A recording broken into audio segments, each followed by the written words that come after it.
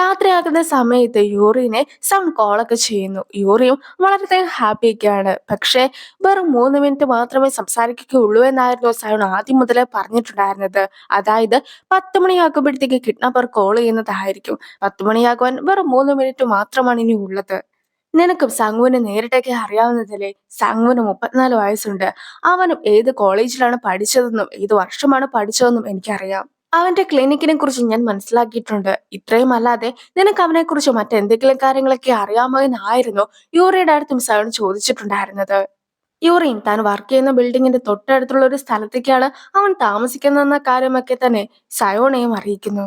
പിന്നീടാകട്ടെ അവൻ ഒരു ഓർഫനേജിലൊക്കെ ആയിരുന്നു വളർന്നിട്ടുണ്ടായിരുന്നതെന്നൊക്കെ അറിയാതെ വായിൽ നിന്ന് വന്നു പോകുന്ന യൂറിയാകട്ടെ അതങ്ങ് മറന്ന് കളഞ്ഞേക്കുവാനൊക്കെ സയോണിന്റെ അടുത്ത് പറയുന്നുണ്ടെങ്കിൽ പോലും നേരത്തെ സാങ്ങുവും ഹീജുൻ അയച്ചൊരു ഫോട്ടോനെ കുറിച്ചൊക്കെ ആലോചിക്കുന്ന സയോൺ ആകട്ടെ ആ ഒരു ഫോട്ടോയിൽ എഴുതിയിട്ടുണ്ടായിരുന്ന നൂറി എന്ന ആ ഒരു സെന്ററിന്റെ പേരൊക്കെ യൂറിയുടെ അടുത്തും പറഞ്ഞൊക്കെ കൊടുക്കുകയാണ്.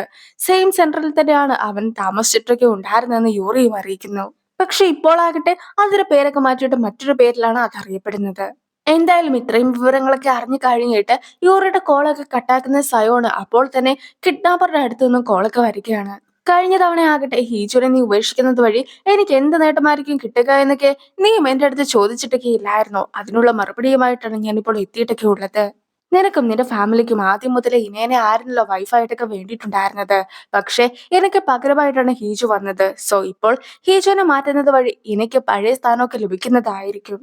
എന്തായാലും ഹീജു ഒരു കളിപ്പാവയൊക്കെ അല്ലായിരുന്നോ? അല്ലെങ്കിൽ തന്നെ ഇന്ന് തിരിച്ചെത്തുന്നതിന് മുമ്പായിട്ട് തന്നെ നീ ഹീജുനെ ഒഴിവാക്കണമെന്നൊക്കെ ഹീജു തന്നെ പറഞ്ഞ് കഴിയുമ്പോഴത്തേക്കും നിനക്ക് എല്ലാ കാര്യങ്ങളും അറിയാമെന്നായിരുന്നു ഞാൻ കരുതിയിട്ടുണ്ടായിരുന്നെങ്കിലും നിനക്ക് അത്രത്തോളം കാര്യങ്ങളൊന്നും തന്നെ അറിയിക്കുകയില്ല. അല്ലെങ്കിൽ നീ അറിയുവാനായിട്ട് ശ്രമിച്ചിട്ടുണ്ടായിരുന്നില്ല. ഇനെ കാണാതാകുന്നതിന് മുമ്പായിട്ട് ഇനി അവസാനമായിട്ട് വിവാഹത്തിന് മുമ്പ് കണ്ട വ്യക്തി ഞാനായിരുന്നു. ഞങ്ങൾ അങ്ങനെ കണ്ടുമുട്ടിയ സമയത്താകട്ടെ ഒരു ഡീലിനെ കുറിച്ചായിരുന്നു ഞങ്ങൾ സംസാരിച്ചിട്ടുണ്ടായിരുന്നത്. ആ ഒരു ഡീൽ വഴി എനിക്കൊരിക്കലും എന്റെ വൈഫ് ആകുവാനായിട്ട് സാധിക്കുകയില്ല. നീ എന്തിനു വേണ്ടിയായിരുന്നോ എന്നെ ബ്ലാക്ക്മെയിൽ ചെയ്യുവാനായിട്ട് കോൾ ചെയ്തിട്ടുണ്ടായിരുന്നത്? ആ ഒരു ബ്ലാക്ക്മെയിൽ ഒന്നും തന്നെ ഇനി നിലനിൽക്കുന്നതായിരിക്കില്ല. അതുകൊണ്ട് യാതൊരു വിധത്തിലുള്ള കാര്യവും ഇല്ല എന്നൊക്കെയാണ് സയോണും ഹീജുനോട് പറയുന്നത്. ആ ഒരു ഷോക്കില് അവളെ തന്നെ കോളൊക്കെ കട്ട് ചെയ്യുന്നുമുണ്ട്. എന്തുകൊണ്ടായിരിക്കും സയോണും ഇനയും കൂടി കണ്ടുമുട്ടിയിട്ടുണ്ടായിരുന്നത്? അവർ എന്ത് ഡീലായിരിക്കും സംസാരിച്ചിട്ടുണ്ടായിരുന്നതെന്ന് ഹീജുൻ ഇതുവരെയായിട്ടും അറിയുകയില്ല. അങ്ങനെ ഇരിക്കുന്ന സമയത്തായിരുന്നു സയോണും വീട്ടിലേക്കൊക്കെ കടന്നു വരുന്നത്. അവളും ഇന്റർവ്യൂവിനൊക്കെ പങ്കെടുത്തിട്ടുണ്ടായിരുന്നല്ലോ. അവളും നന്നായി തന്നെ പെർഫോം ഒക്കെ ചെയ്തിട്ടുണ്ടായിരുന്നെന്നും പിന്നെ റിസൾട്ടൊക്കെ അധികം വൈകാതെ തന്നെ വരുന്നതായിരിക്കുമെന്നുമൊക്കെ സയോണും പറയുന്നു. മാത്രമല്ല നാളെ ആകട്ടെ മറ്റൊരു ഫംഗ്ഷൻ ഒക്കെ വെച്ചിട്ടുണ്ട്. അതായത് ഹീജുവിന്റെ ഫാമിലിയുടെ ഉടമസ്ഥതയിലൊക്കെ ഉള്ളതാണല്ലോ ചങ്വൂൺ ഡെയിലി ന്യൂസ്. അതിന്റെ ഒരു ആനിവേഴ്സറിക്കാണ് നടക്കുവാനായിട്ട് പോകുന്നത്. നാളെ ഞാൻ അതിനൊക്കെ പങ്കെടുക്കുവാനായിട്ട് പോകുമെന്നൊക്കെ അറിയിച്ചിട്ട് സയോണും അവിടെ നിന്നും പോകുന്നു. എന്തുകൊണ്ടായിരിക്കാം സയോൺ ഈ ഒരു പ്രോഗ്രാമിനൊക്കെ പങ്കെടുക്കാനായിട്ട് പോകുന്നത്? ഒരുപക്ഷെ എന്റെ ചേച്ചിയൊക്കെ തിരിച്ചെത്തിയിട്ടുണ്ടെന്നുള്ള കാര്യം അവനും അറിഞ്ഞിട്ടുണ്ടാവുമോ എന്നൊക്കെ അവളും സംശയിക്കുന്നു. സയോന്റെ അമ്മയും ഹെയർ സ്റ്റൈലൊക്കെ റെഡിയാക്കുവാനായിട്ട് ഒരു കടയിലൊക്കെ ഇരിക്കുകയായിരുന്നു. ഇതേ സമയത്താണ് ആ ഒരു കടയിലേക്കൊക്കെ ഹീജുവിന്റെ അമ്മയും കയറി വരുന്നത്.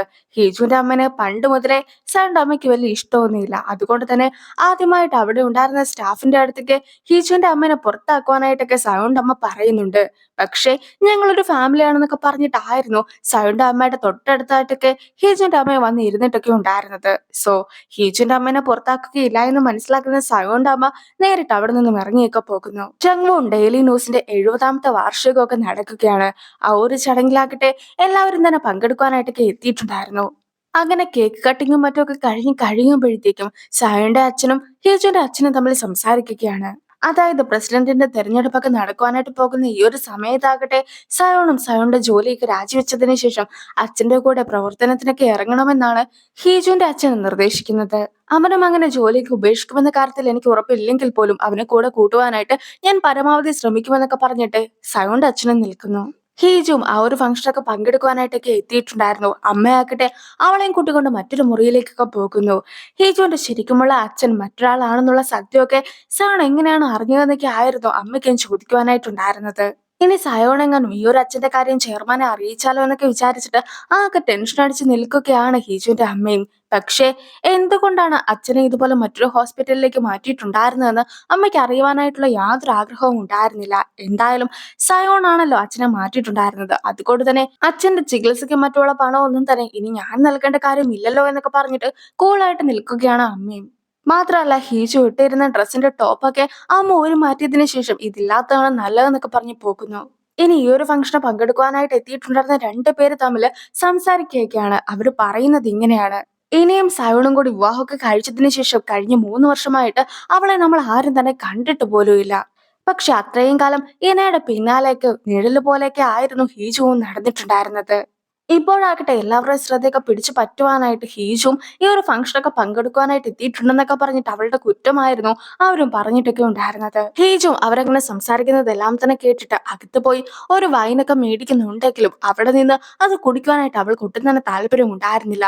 സോ അവളും ടെറസിന് മുകളിലൊക്കെ പോയിട്ട് അതും കുടിച്ചുകൊണ്ടൊക്കെ ഇരിക്കുന്നു. അപ്പോഴേക്കും 10 മണിയൊക്കെ ആകാറായിട്ടുണ്ടായിരുന്നു. അങ്ങനെ ഹീജും സയോണെ കോൾ ചെയ്യുന്നു. നീ വിവാഹം കഴിക്കുവാനായിട്ട് വിചാരിച്ച പെൺകുട്ടി വിവാഹത്തിന് തലേ ദിവസം കാണാതായി. അങ്ങനെയിരിക്കെ അവളുടെ അനിയത്തിനൊക്കെ വിവാഹം കഴിച്ചപ്പോഴത്തേക്കും നിനക്ക് എങ്ങനെയായിരുന്നു തോന്നിയിട്ടുണ്ടായിരുന്നത്? അവളും എപ്പോഴും ഗ്ലൂമി ആയിട്ടിരിക്കുന്ന ഒരു വ്യക്തിയാണ്. ഒരു രീതിക്കുള്ള സോഷ്യൽ സ്കിൽസും ഇല്ല. ഇനി ഒരു ബുക്ക് ആണെങ്കിൽ ആ ബുക്കിലെ സപ്ലിമെന്ററി പേജസ് മാത്രമാണ് അവളും. ഹീജും ഈ ഒരു കാര്യങ്ങളൊക്കെ നന്നായി തന്നെ മനസ്സിലാക്കിയിട്ടുണ്ടായിരുന്നു. പക്ഷെ ഹീജുന് ഒന്നും തന്നെ ചെയ്യുവാനായിട്ട് സാധിക്കുമായിരുന്നില്ല. അവരെ എതിർത്ത് നിൽക്കുവാനുള്ള ഒരു ധൈര്യം ഒന്നും തന്നെ അവൾക്ക് ഉണ്ടായിരുന്നില്ല. അവൾക്ക് പണമുള്ള ഫാമിലീസിനെ ഒന്നും തന്നെ ഇഷ്ടമില്ലായിരുന്നെങ്കിൽ പോലും ലക്ഷറി ആയിട്ടുള്ള അവളുടെ ജീവിതം ഒരിക്കലും അവളെ മടുപ്പിച്ചില്ല. അവളും പണത്തിന് വേണ്ടി ഒന്നും മിണ്ടാതെ നിന്നു എന്നൊക്കെ ഹീജു പറയുമ്പോഴത്തേക്കും ഈ വിചാരിക്കുന്നത് പോലെ ഹീജു അത്രയ്ക്ക് ഗ്ലൂമി ഒന്നുമല്ല. അവൾ എപ്പോഴും ചുറ്റുപാടും ഒബ്സർവ് ചെയ്തുകൊണ്ടിരിക്കും. പിന്നെ അവൾക്ക് സോഷ്യൽ സ്കിൽസ് ഇല്ല എന്ന് പറയേണ്ട കാര്യം ഒന്നും തന്നെ ഇല്ല. എല്ലാ ആൾക്കാരും ആദ്യമാകട്ടെ അവളുടെ അടുത്ത് മോശമായിട്ടൊക്കെ ആയിരിക്കും സംസാരിക്കാറുള്ളത്. പിന്നെ അവളും പണത്തിന് വേണ്ടി നടക്കുന്ന ഒരു വ്യക്തിയൊന്നുമല്ല. മറിച്ച് അവളുടെ അമ്മേനെ അവൾ ഒരുപാട് സ്നേഹിക്കുന്നുണ്ട്. എന്റെ ചുറ്റുമുള്ള അഹങ്കാരികളായിട്ടുള്ള വ്യക്തികൾ കാരണം ഒരു കാലത്ത് എനിക്ക് ഫുഡൊന്നും കഴിക്കുവാൻ പോലും സാധിക്കാതൊക്കെ ഇരുന്നിട്ടുണ്ടായിരുന്നു. ആ ഒരു സമയത്ത് എന്റെ അടുത്ത് നിശബ്ദമായിട്ട് ഇരുന്നിട്ടുണ്ടായിരുന്ന ഒരേ ഒരു വ്യക്തി ഹീജു ആയിരുന്നു. അവളെ നോക്കി കഴിയുമ്പോഴായിരുന്നു എനിക്കും പലപ്പോഴും ശ്വാസം പോലും കിട്ടിയിട്ടുണ്ടായിരുന്നത്. ഹീജുവും വെറും സപ്ലിമെന്ററി പേജസ് ആണെന്നൊക്കെ നീ പറഞ്ഞിട്ടുണ്ടായിരുന്നല്ലോ. അവളാകട്ടെ സപ്ലിമെന്ററി പേജസ് അല്ല, മറിച്ച് പുതിയൊരു ലാംഗ്വേജ് തന്നെയാണ്. അവളും സൈൻ ലാംഗ്വേജ് വഴി അവളുടെ കൈയൊക്കെ 1000ഓളം തവണയൊക്കെ ഒരേ രീതിക്ക് ചലിപ്പിച്ചതിന് ശേഷമായിരുന്നു ഇപ്പോൾ ഉള്ള നിലയ്ക്കൊക്കെ അവൾ എത്തിയിട്ടുണ്ടായിരുന്നത്. നീയും എന്റെ വൈഫിനെ കുറിച്ച് മോശമായിട്ടൊന്നും തന്നെ പറയുവാനായിട്ട് പാടില്ല എന്നൊക്കെ സൺ പറയുമ്പോഴാകട്ടെ നിനക്ക് അവളെ കുറിച്ച് എല്ലാ കാര്യങ്ങളും അറിയാമായിരുന്നെങ്കിൽ എന്തുകൊണ്ടാണ് നീ അവളെ കണ്ടിട്ട് പോലും ഇല്ല എന്ന രീതിക്കൊക്കെ അവളുടെ അടുത്ത് പെരുമാറിയിട്ടുണ്ടായിരുന്നത്? ഒരു കപ്പിളാണെന്നുള്ള രീതിക്ക് ഒരിക്കലും ചിന്തിക്കുവാനായിട്ട് പാടില്ല എന്ന് പോലും നീ എന്തുകൊണ്ടാണ് പറഞ്ഞതെന്നൊക്കെ അവളും ചോദിക്കുന്നു. അവളും അത്രയും പറഞ്ഞൊക്കെ നിൽക്കുമ്പോഴത്തേക്കും ആയിരുന്നു സയോണും നടന്ന് നേരെ ടെറസിന്റെ മുകളിലൊക്കെ എത്തിയിട്ടുണ്ടായിരുന്നത്. സോ അവരും അങ്ങനെ പരസ്പരം നോക്കിയൊക്കെ നിൽക്കുന്നു. ആ ഒരു സീനൊക്കെ അവിടെ നിന്ന് കട്ടായതിനു ശേഷം മറ്റൊരു സീനൊക്കെ കാണിക്കുകയാണ്. നേരത്തെ ആകട്ടെ പോലീസിന്റെ അടുത്ത് കംപ്ലൈന്റ് ഒക്കെ രജിസ്റ്റർ ചെയ്യുവാനായിട്ട് എത്തുന്നതായിരിക്കുമെന്നൊക്കെ സയോണും പറഞ്ഞിട്ടുണ്ടായിരുന്നല്ലോ. സോ സയോണും പോലീസിനെ കാണുവാനായിട്ട് എത്തിയ സമയത്ത് പോലീസും അവന്റെ ഒപ്പം നിന്ന് ഒരുപാട് ഫോട്ടോസും മറ്റൊക്കെ എടുത്തിട്ടുണ്ടായിരുന്നു. മാത്രമല്ല അപ്പോഴാണ് പോലീസും നിന്റെ വൈഫൊക്കെ ഇപ്പോൾ ഓക്കെ ആണോ, അവളും ആദ്യത്തെ ദിവസം വളരെയധികം ഉച്ചത്തിലൊക്കെ നിലവിളിച്ചിട്ടുണ്ടായിരുന്നു എന്നുള്ള കാര്യമൊക്കെ സയോണിന്റെ അടുത്തും അറിയിക്കുന്നത്. പക്ഷെ സയോണിൽ ആദ്യം അതൊരു ഞെട്ടലൊക്കെ ആയിരുന്നു ഉണ്ടാക്കിയത്. പിന്നീടാകട്ടെ അവരും ഒരു വീഡിയോ ഒക്കെ സയോണയും കാണിച്ചു കൊടുത്തിട്ടുണ്ടായിരുന്നു. സയോണും ആ ഒരു വീഡിയോ ഒക്കെ കാണുന്ന സമയത്താകട്ടെ അവൾക്കും ഛർദ്ദിക്കുവാനായിട്ട് തോന്നിയ സമയത്ത് പോലീസിന്റെ അടുത്തൊക്കെ എന്നെ ഇറക്കി വിടാമോ എന്നൊക്കെ ചോദിച്ച് വളരെ ശബ്ദത്തിൽ നിലവിളിച്ചിട്ടുണ്ടായിരുന്നതിനെ കുറിച്ചൊക്കെ അവനും കേൾക്കുകയാണ്. സോ അവൾക്കും സംസാരിക്കുവാനായിട്ട് സാധിക്കുമായിരുന്നു എന്നുള്ള സത്യമൊക്കെ അവനും മനസ്സിലാക്കുന്നു. ആ ഒരു സീനോട് കൂടിയാണ് ഈ ഒരു എപ്പിസോഡ് അവസാനിക്കുന്നത്. അപ്പോൾ അടുത്തൊരു വീഡിയോ ആയിട്ട് ഇത്രയും വേഗം കാണാം. ബൈ.